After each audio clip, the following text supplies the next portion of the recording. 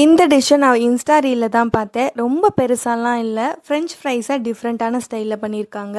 நான் என் தம்பிட்ட டிஃப்ரெண்ட்டான ஸ்டைலு அப்படின்னு சொல்லிட்டு கொஞ்சம் நல்ல பேர் வாங்கிக்கணும்ல. அதனால நானும் அதே மாதிரி ட்ரை பண்ணி பார்த்துருந்தேன். வாங்க அது எப்படி செய்யுதுன்னு பார்த்தரலாம்.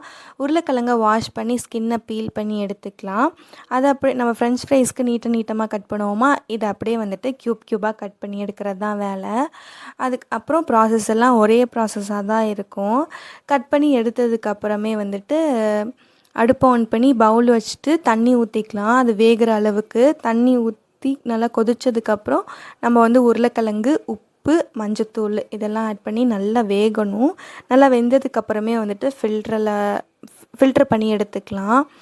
ஃபில்ட்ரு பண்ணி எடுத்த உருளைக்கிழங்கை வந்துட்டு ஒரு பிளேட்டில் ட்ரான்ஸ்ஃபர் பண்ணி கார்ன்ஃப்ளவர் போட்டு, எப்போதுமே கார்ன்ஃப்ளவர் போட்டு அந்த தண்ணி இஞ்சுறதுக்கு பண்ணுவோம்ல, அது மாதிரி போட்டுட்டு நல்லா மிக்ஸ் பண்ணி எடுத்துக்கலாம்.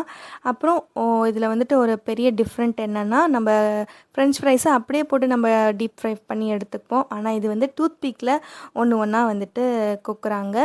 கோர்த்துட்டு எல்லாத்தையும் நான் கோர்த்து வச்சுட்டேன். அப்புறம் அடுப்பை ஆன் பண்ணி பேன் வச்சுட்டு எண்ணெய் ஊற்றிட்டு எண்ணெய் நல்லா ஹீட் ஆனதுக்கப்புறமே இது எல்லாத்தையும் ஒன்றா போட்டு நல்லா டீப் ஃப்ரை பண்ணி எடுத்துக்கிட்டேன்.